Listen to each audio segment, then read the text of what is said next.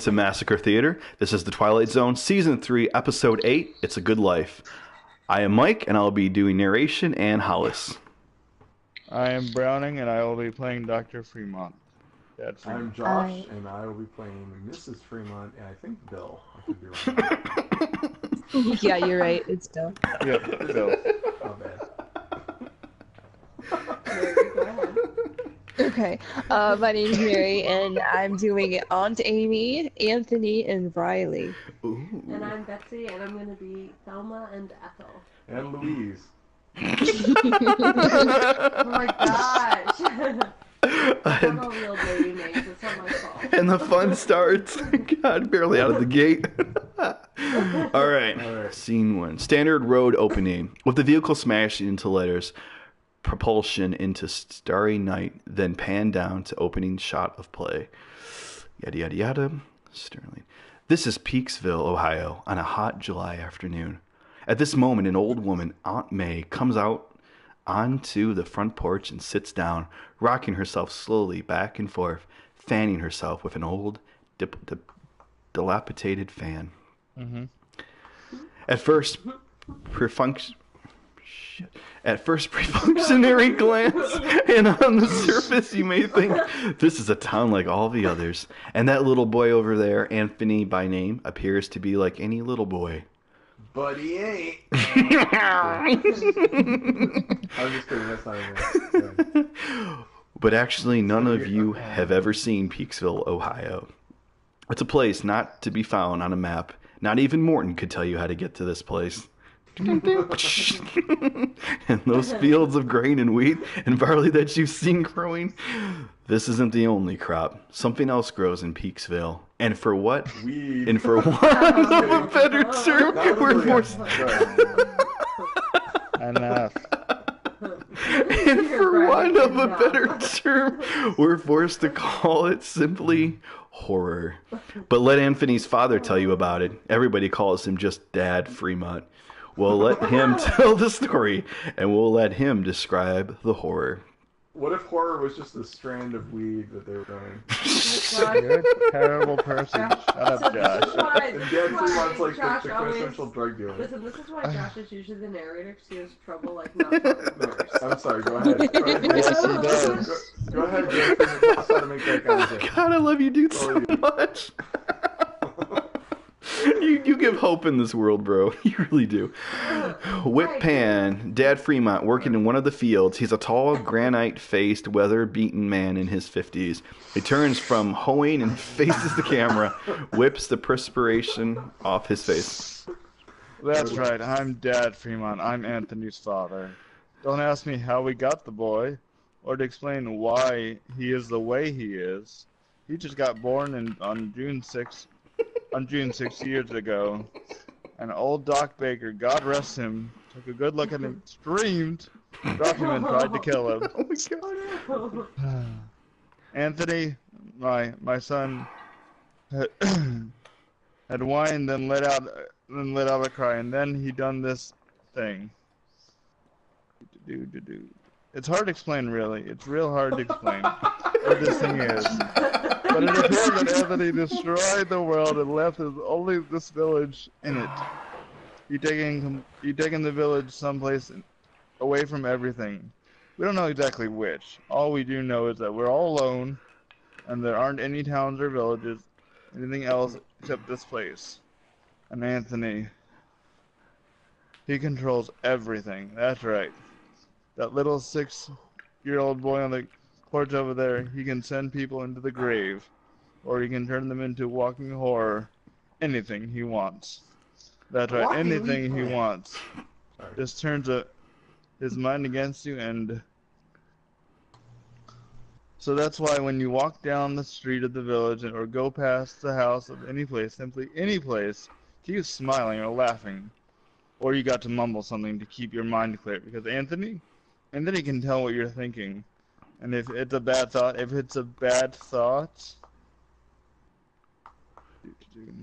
for a much that's you.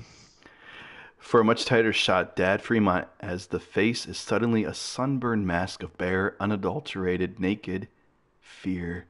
Anthony's mind will snap. Sorry. That's me. Sorry. Anthony's mind will snap at you, and he'll do anything, most anything at all. Looking long shot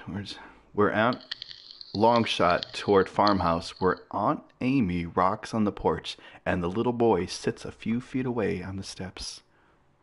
Like with Aunt Amy sitting on the porch there. She had more control over Anthony than almost anybody, certainly more than me and his mother. But one day last winter, she got angry at him just for one instant. That's all it took. Just one instant. She forgot what he could do, and she yelled at him. Closer angle at Aunt Amy, who sits there rocking with dull, lustrous, almost insane eyes. So Anthony, he just looked up at her and he turned her into what she is now, just a smiling, vacant thing. She was so pretty. Oh. And she was so pretty once, too, and so bright. But when Anthony's mind snapped at her, that was the end of Aunt Amy's bright eyes, and it was the end of Amy Fremont and everything we know her. Our pastor Everything had known her. Anthony. It's a little disconcerting. Anyway. Different shot Bill Simos as he pedals up to the front porch and gets off the bike. And that's why everyone smiles around Anthony, because you can't take the risk of making that little boy angry. You can't just take that risk. Moving shot Bill Simos carrying the groceries toward the house. We see him in his face a nightmarish fear that is beyond the telling. He forces a smile that is grotesque in every aspect as he walks over toward the little boy. Bill. Howdy, Anthony. Mighty good to see you today. And it's such a good day. A real good day, isn't it, Anthony? Close shot little boy. The first close shot we've seen of him. On the surface, it is a little boy's face, smudged with dirt, bright-eyed and not unattractive.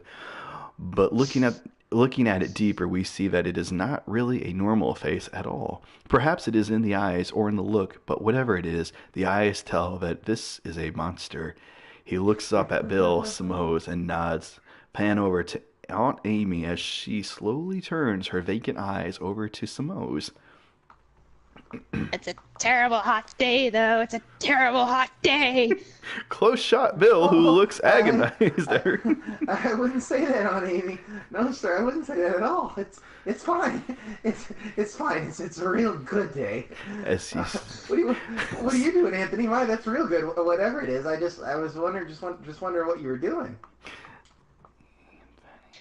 I made a gopher with 3 heads, see him? Yeah, he's a real fine one. I never seen a gopher with 3 heads before. I'll make him dead now. I'm tired of playing with him. Be dead, gopher. You be dead. That's real fine, Anthony. That's real fine what you done. You done made him dead. That's real good what you done. That's real good. Aunt Amy rises and looks over the railing and makes a face. Ain't he an ugly thing, though? Ain't he? Ain't he grotesque looking? You better bury him, Anthony. Oh. I'll wish him into the cornfield. Go into the cornfield. Go be in the cornfield. Close-up shot portion of the You ground. don't want me to wish you dead, do you? Well, I know, Anthony. No, I don't. But you do some real fine things. Real fine. You're a good boy, Anthony. We all love you, don't we? You know what I mean? We all love Anthony. We sure do love him. We love that boy. The camera moves in tight on his face as tears appear in his eyes, and just in one brief, sporadic moment, a sob tears itself away from his throat. He whirls around and carries a bag of groceries into the house. The camera starts a slow pan back away from the old woman, down to where Anthony sits and stares out across the field. It's the psychotic kid that he is. In just a moment, we'll get even a closer look at Anthony Fremont and the people of the village, and the village itself. Peaksville, Ohio, in a world in which nothing exists except Peaksville, a world that Anthony Fremont manufactured, a nightmare that lies in the center of the Twilight Zone. Nice. Interior, kitchen, farm, Fremont house. Anthony's mother is just checking a roast in the oven as Bill Simos brings in the grocery bag. Oh, got everything? Pretty much, Mrs. Fremont. Didn't have any more laundry soap, though. All out of laundry soap. Well, that's to be expected. Not even the bar soap, though, huh? All out of that, too? Oh, we've been out of that for about a year. You know that, Mrs. Fremont. We ain't had no bar soap for over a year, but I got a couple of cans of soup in there. I didn't even think we had them left. And Anthony loves tomato soup, don't he? So I brought that. You'll tell him, Mrs. Fremont, won't you? You'll tell him I brought him like the tomato soup because I heard he liked it. You tell him I brought it, won't you? Well, of course I will, Bill. I'll tell him. Matter of fact, I'll tell him right now. No, Mrs. Fremont. You don't have to go through that trouble now. I gotta get going. I gotta get back to the store. You don't have to be frightened of him, Bill. He likes you. He's told me that several times how much he liked you. That's real nice to hear. He's such a clever boy, Mrs. Fremont. You know what he was doing out there? Making something, I imagine. Yesterday he made some kind of furry animal. I never did see the last of it, but he invented it all by himself. Had real sharp teeth, too. Tried to bite him. Anthony wished it into a cornfield. I was kind of hoping that, I gotta be going, Mrs. Fremont, but it's real. It's real fine that Anthony keeps making these things. Real fine indeed, yes, ma'am. It's real fine. See you tonight. Well, sure. It's television night tonight. Anthony's going to put a picture on the television, and we're going to have the surprise party for Dan Hollis. A real nice surprise party. Oh, I'll be there, Mrs. Fremont. I'll certainly be there. Hold on. He turns quick abruptly and starts out. I'm sorry. Hang on a second. You're all good, Bill. 21? Line 21? 21. Oh, I was having issues with broadcasting. Sorry. As Bill comes out on the porch, nods at Aunt Amy, looks hurriedly around for a sight of Anthony, then walks stiff-legged over to the bicycle. Again, looks around, jumps onto the bike, and pedals furiously away.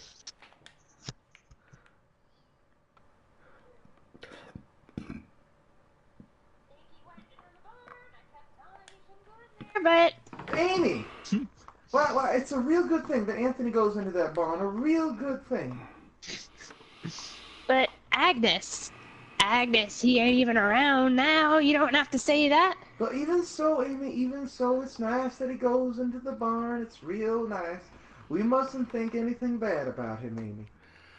But he isn't even around. Amy, dear, you know as well as I do, sometimes he can hear what we're thinking no matter where he is. So you just think real nice things, Amy, real nice things about how good it is that Anthony's going into that barn. And tonight we'll have Dan Hollis's birthday party, and we'll watch the nice television that Anthony shows on the screen for us, and we'll just have a delightful time, all of us. Just a real nice, delightful time. But it's such a hot day. I hope it cools out tonight. Well, I wouldn't say that. It was a hot day. I mean, it's just right. It's a real good day. A real good day. Interior Fremont bedroom night. Dad Fremont is washing his face out on the big pitcher and bowl that sits on the dresser. He reaches for a towel, dries himself off, then suddenly freezes, turning very slowly to see Anthony staring at him, and once again on his face appears the manufactured smile that is standard for all the inhabitants of this weird place. Well, howdy, son. I was looking for you a bit ago. Your mama said you were in the barn. I was looking at the cow.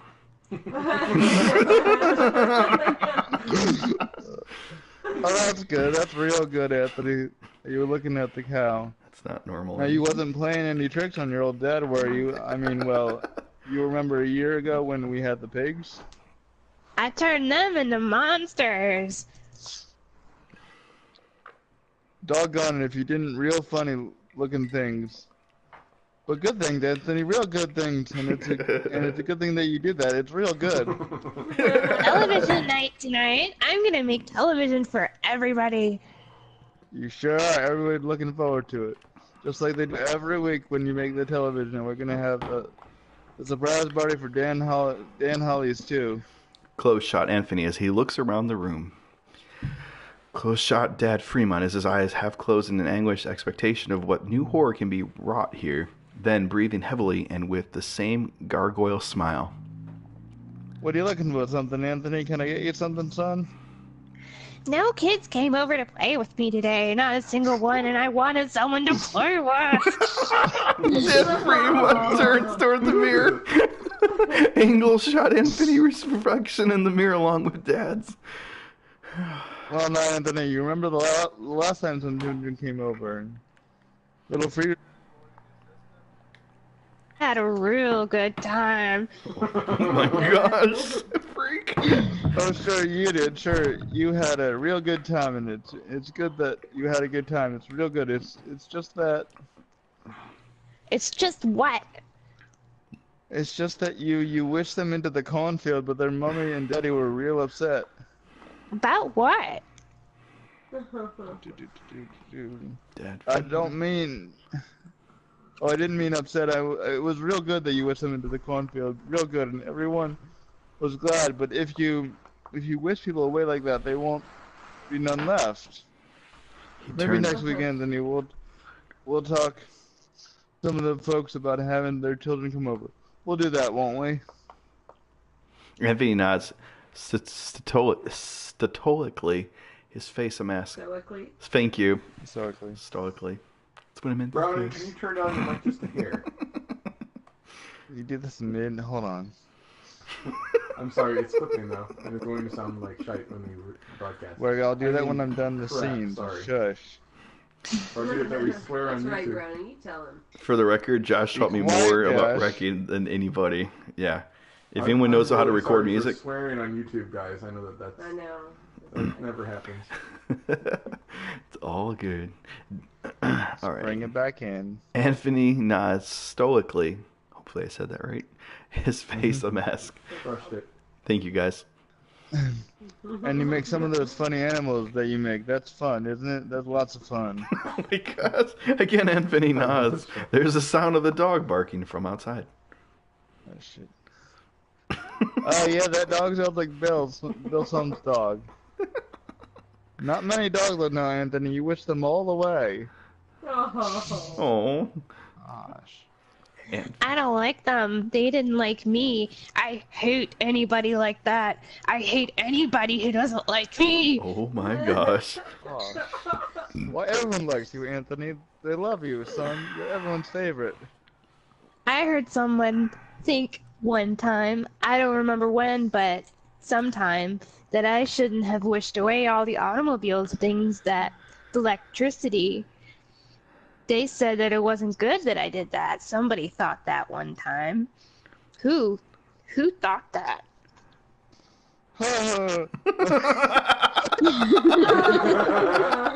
Laughing jovially. Jovially, yes.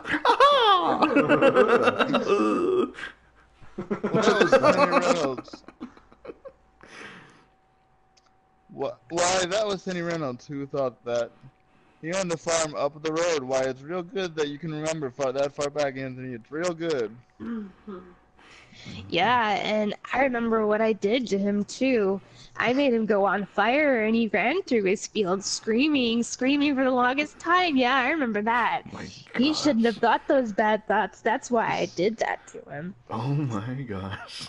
Again, the dog barks from outside. The camera moves in for an extremely close shot of Anthony, who turns and walks over to the window. That dog, that collie dog, he doesn't like me. He's a bad dog. At this moment, something happens to the child's eyes. They seem to burn fiercely. There is a piercing, screaming yelp of pain from the animal outside that fades off in the distant, dying whisper. Oh! And then there is silence.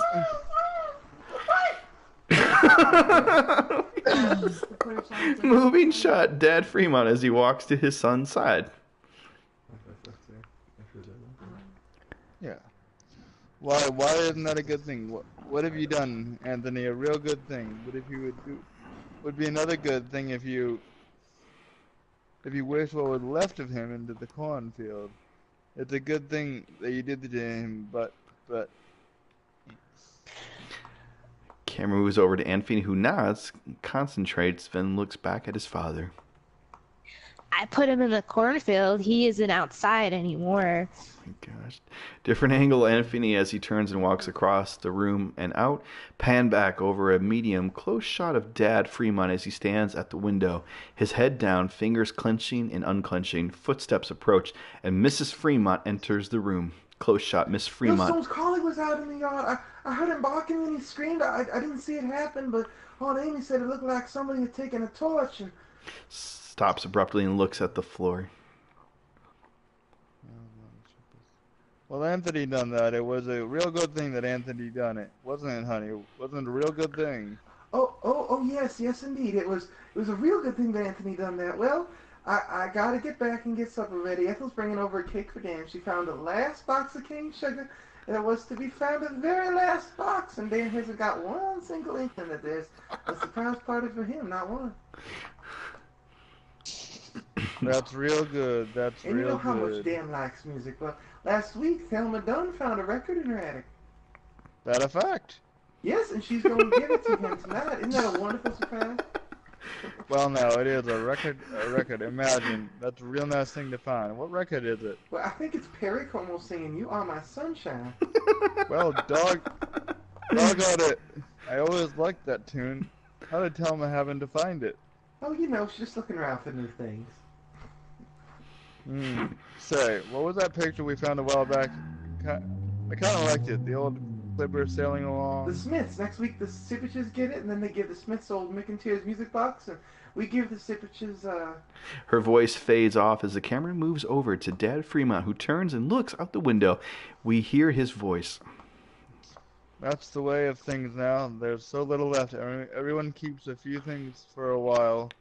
When they trade off, there's about 3 books left. Each family can keep it for a week and trade it for something else. like the stereoscope that Van Heusens found in their cellar. Or the can of beer that Bill Soames found wedged in an old icebox lying in the junkyard. You see, the thing of it is, Anthony fixed it, so we're all alone in the world. Nothing new ever gets built anymore. Nothing new at all. Close shot the door. As Anthony enters, he stares across the room at his father. Close shot Dad Fremont, whose face goes pale.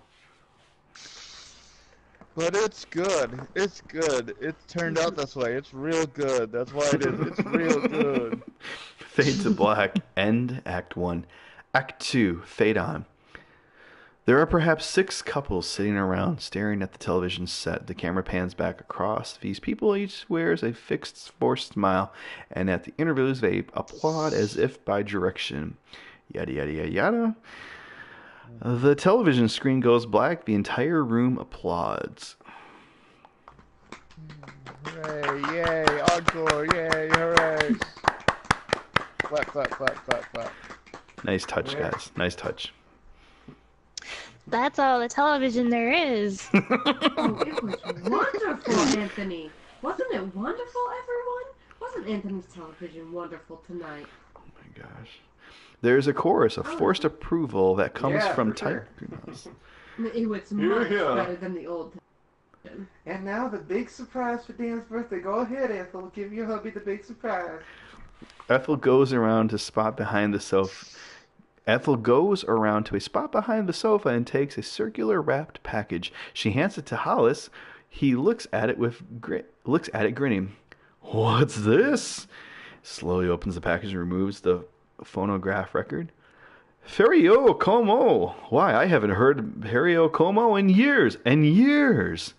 His wife hugs him. I haven't heard him in any ever because he's Happy very birthday, Como. darling. Why, Happy Josh? birthday.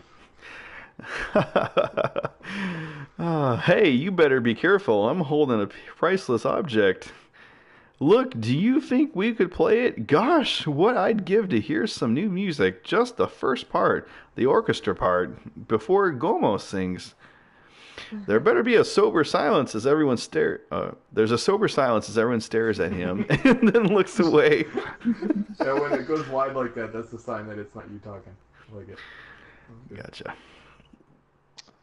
I don't think we better, Dan. After all, we don't know where the singer comes in, and it would be taking too much of a chance. Better wait till you get home. Different angle, Hollis, as he reluctantly puts the record down on the table. It's good that I can't play it here. Oh yes, it's good. It's really good. Now, I think it's time for Pat Riley to play some piano for us. How about it, Pat?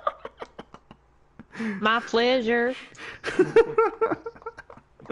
He walks over to the piano, sits down, and starts to play, suddenly conscious that Anthony is standing close to him, watching him. Close shot, his fingers on the keys, pan up to angle shot, his face as the features twist. He forces a smile and hits a flat note. Then he whirls around hurriedly to Anthony. It would be good if you told me what to play, Anthony. It would be real good if you told me what music you like. Just play. Play anything. All right. I'll play. Night and Day. That's a nice old tune. The people converge around the piano. There's a chorus That of... is a nice old tune.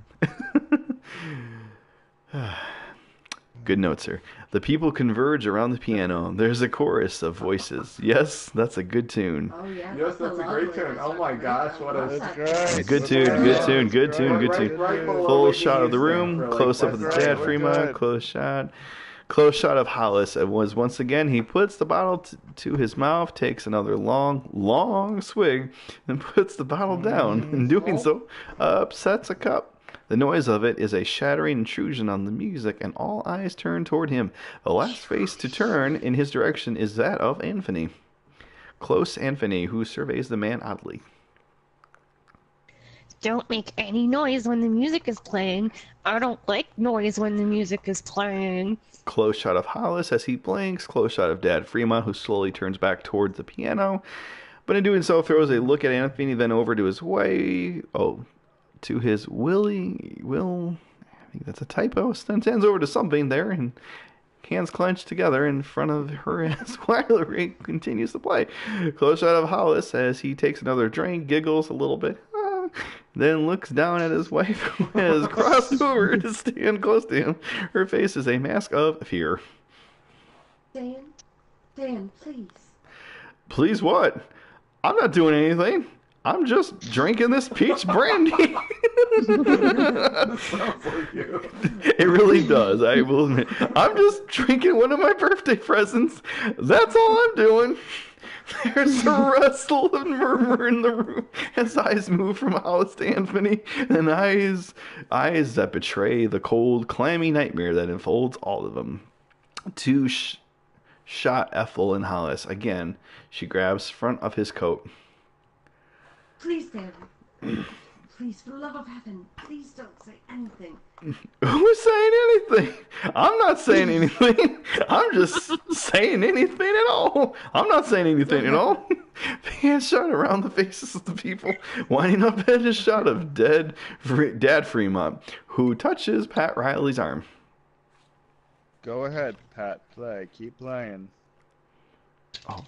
Different angle, Hollis, as he moves away from his wife and carries the bottle to the center of the room. He looks over towards the piano. You guys are making me laugh. I'm just saying. Hold on. This is real good brandy. Real good. Do you people know something? There's only 5 bottles of real whiskey left in the whole village. Only 5 bottles. 1 rye, 2 scotch, 1 after dinner liqueur, and this here. And when all that's gone, and when that's gone, there won't be any left at all. None at all. No whiskey at all. He stumbles and turns and goes back towards the table where the record is. He picks it up and stares at it. Nuts! Can't play my record. Can't even play Perry Como. He suddenly takes... Got it. You didn't even mispronounce it. That's awesome. I mispronounced it? No, you Wow, pronounced gosh. it properly. Oh, I was waiting yes. for you to say not even pronounced Perry Ogomo, and I was like, much less pronounce it, but then you stole my joke, so. I'm sorry I still hear thunder, but I am proud No, you that don't I need to feel bad pronounced about it that. I'm proud right. Thank you. This is why we have a post-mortem after we do this. Oh, no, that takes the fun out of this whole massacre theory. You know that. Okay. Suddenly, he takes the nearby empty bottle and throws it across the room, where it smashes against the wall. Series of close-ups, different angle to Hollis. As he walks over to Pat Riley at the piano, he puts his hand on the shoulder. Don't play that! Pat Riley's the name of the Chicago Bulls coach that coached the Michael Jordan Bulls in the 90s. Just figured I'd point that out, that Pat Riley's somehow involved in this. It's like, Pat Riley? Like, it just sounds like, Michael Jordan picks up the bottle of brandy. This is why I do this with you guys. No one else but you guys. Hold on, you're making me laugh. Breathe. Don't laugh. Don't play that, Pat. That's not what I want you to play. Play this. He then sings in a discordant, off-key, drunken voice. Happy birthday to me. Happy birthday to me. Moving shot with her as she runs over to him and tries to grab his arm. She screams again. Please stop. Close shot Thelma Dunn, who half whispers, half shouts. Quiet. Oh, please, Ethel, quiet. Different angle as the room as the two of them grab Ethel and pull her away. One of them covers her mouth with his hand. Close shot Hollis as he continues to sing.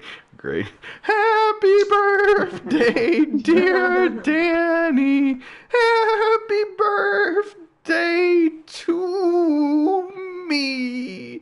He stops abruptly. Play it, Pat. Play it so I can sing right. You know, I can't carry a tune unless somebody plays it. Pat Riley's like, I can't play the piano. I can coach the Bulls, though. 3-pointer. If I could do that. Half court. Kobe.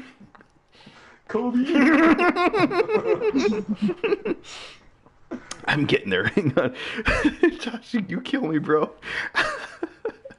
Eagle shut, looking up at Pat Riley as his face is sweaty and white. His hands shaking on the keys as he starts to play something like Lover in a slow waltz tempo, but his hands fumble so badly over the keys that every other note is flat and wrong. Extremely. Exactly as if Pat Riley was actually trying to play. But, sorry, go ahead. Mare, this is what it was like living with Josh the whole time. A lot of laughing. A lot of laughing. Still alive. I don't know. I ask myself that every day. Because I was there. I'm not exactly the best influence, but okay. 62 seem extremely tight close-up shot Hollis as he turns very slowly away from the piano bench. He stares across the room at Dad Fremont and Mrs. Fremont, who stands close by. He suddenly whirls around and slams his own hand on the keyboard, stopping all sound in one burst of discordant chord. Then he straightens up and looks again toward the Fremonts. You and her! Tears gleam on his cheeks, caught by the candlelight in the room. You and him! You had him to get. You had to go have him. He suddenly throws back his head and sings again. You are my sunshine. Aww. My only sunshine. You make me happy when I am blue. Close shot Ethel, struggling in the embrace of the two men who hold her. Close shot Hollis as he stops singing, looks down at the floor, then looks up, very slow pan, yada yada yada. Cold eyes surveying him, the little face a mask. You monster, you dirty little monster, you murderer. He takes a step toward the boy. You go ahead, Anthony, you think about me. You think bad thoughts about me and maybe some man in this room. Some man with guts, somebody who's so sick to death of living in this kind of a place is so willing to take a chance. Well, we'll sneak up behind you and lay something across your skull and end this once and for all. His eyes widen.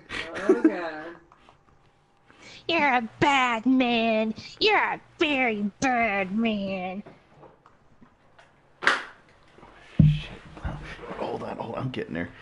Reverse angle toward Hollis, who stands there swaying with the alcohol. You think that, Anthony? You go ahead. I'm a very bad man. You keep thinking that. Somebody get behind him. Somebody end this now. While he's thinking about me, why doesn't somebody take a lamp or a bottle or something? Close shot Anthony as he slowly raises his arm and points to Hollis. You're a very bad man, and you keep thinking bad thoughts about me. Closer, tighter angle on Anthony as his eyes suddenly burn bright and fierce. Several extremely tight tilt close shots of the face. Yana angle of shots on the floor where the shadow of Dan Hollis is now plays on the wall is a wiggly cobra-like thing which coils and uncoils. Dad Fremont takes a step toward his son. Anthony, wish it away. Wish it into the cornfield. Please, son. Wish it into the cornfield. I'm getting there. Hang on. Close shot Anthony, who nods, looks down again, concentrating. Shadow on the wall as it disappears. In its aftermath, there is absolute dead silence. Close shot Anthony. He was a bad man, so I turned him into a snake. A snake that still had his bad face. Ooh. He turns toward Ethel, who looks at him with an expression that cannot be described. Half horror, half fear, half burgeoning hate. You mustn't think that that's either, or I'll do the same thing to you. Play some more music. Close shot Dad Fremont. It's a good thing that you did that to Dan. It's a very good thing. Close shot to Pat Riley, who once again begins to play night and day on the piano, tears rolling down his face. Oh yeah, it will swell, just swell, a real good thing. Gosh. Different angle Anthony as he climbs up on the top of the piano and sits there quietly with his hands on his lap. Close shot Aunt Amy, who sighs, looks at the piano, then the television set. I kind of like that a little better when there were cities outside and we could get real television and things like that. Why, Amy, it's good for you to say such a thing. Very good, but how can you mean it? Why, Anthony's television is much better than anything we ever used to get. Close shot Dad Fremont. Oh yes, it's fun, Anthony. Anthony's are the best shows we've seen. Again, the chorus of assent, hopeful voices in total agreement, and gargoyle smiles. Camera pans over. Absolutely. Yes. Oh my gosh. So good. Remember, all we used to So was good. American Idol. So and good. now It's so good. Then suddenly we 24/7. we begin to see heavy drops 24. of snow.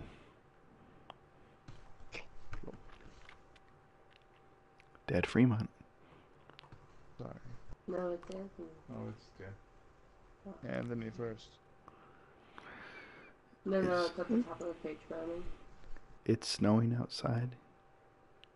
Dad Fremont. What number? 81 Right in the before middle. you. Oh, 81. Yeah, Okay. yeah, right before 82. Oh yes, it's fun, Anthony. Yeah, Anthony's are the best shows we've ever seen. It's snowing. Oh, it's snowing outside, Anthony. You're making it snow. Close shot Anthony, who nods. Yes, I'm making it snow. Close shot Dad Freeman, who smiles. That'll kill off half the crops. That's what that'll do, Anthony. But it's a good thing you're making it snow. It's a real good thing. And tomorrow will be a real good day. Close shot Anthony again on the piano. As he looks down at the piano at Pat Riley playing, the camera starts to pull away from the piano across the room toward the window. We hear Serling's voice. No comment here. No comment at all. We're only wanted to introduce you to one of our very special citizens, little Anthony Fremont, age 6, who lives in a village called Peaksville, in a place that used to be Ohio. And if by some strange chance you should run across him, you had best think only good thoughts Anything less than that is handled at your own risk, because if you do meet Anthony, you can best be sure of one thing. You have entered the Twilight Zone.